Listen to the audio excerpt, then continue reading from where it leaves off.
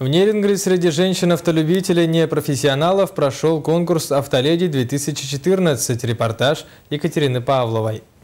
Первенство проводилось в рамках программы повышения безопасности дорожного движения по инициативе отдела ГИБДД при МВД Нерингринского района при поддержке спонсоров. Требований к участию в первенстве было всего два – достижение 18-летнего возраста участницы и водительское удостоверение на право управления транспортными средствами категории «Б». За титул «Лучшие дамы за рулем» боролись 29 автолюбительниц. Все больше и больше у нас женщин, автолюбителей, дать возможность понять, что на дороге они себя чувствуют, чтобы они чувствовали себя женщинами, чтобы мужчины больше проявляли уважения и терпимости. После регистрации участниц в здании ГИБДД города Нерингри начался теоретический этап. Женщины-автолюбители за отведенное время, 10 минут, отвечали на вопросы билетов, показывая свои знания правил и основ безопасности дорожного движения, а также знания по оказанию первой помощи пострадавшим. На следующем практическом этапе на автодроме женщины боролись в вождении и маневрировании. Друг за другом были размещены различные препятствия: змейка, параллельная парковка задним ходом, въезд в бокс. Чем чаще будут такие конкурсы проводиться в нашем городе,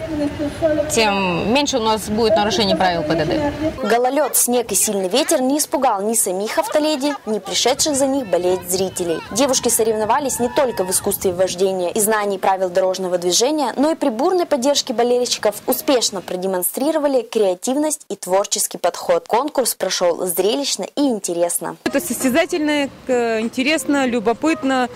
Женщины показывают свой класс, то, что они тоже могут на дорогах не хуже мужчин ездить. Победителями стали участницы, набравшие наименьшее количество штрафных очков и затратившие на прохождение всех этапов минимальное время. Автоледи-2014 стала Марина Филиппская. Второе и третье места заняли, соответственно, Елена Таргашина и Анна Дегтярева. От спонсоров первенства были также созданы дополнительные номинации победительниц, такие как «Автоледи очарование», «Аккуратность», «Виртуозность», «Знаток ПДД», «Самое гламурное авто» и другие. При подведении итогов организаторы не обидели никого и наградили каждую памятными подарками, призами и дипломами. Екатерина Павлова, Кирилл Федоров, НВК Саха-Нерингри.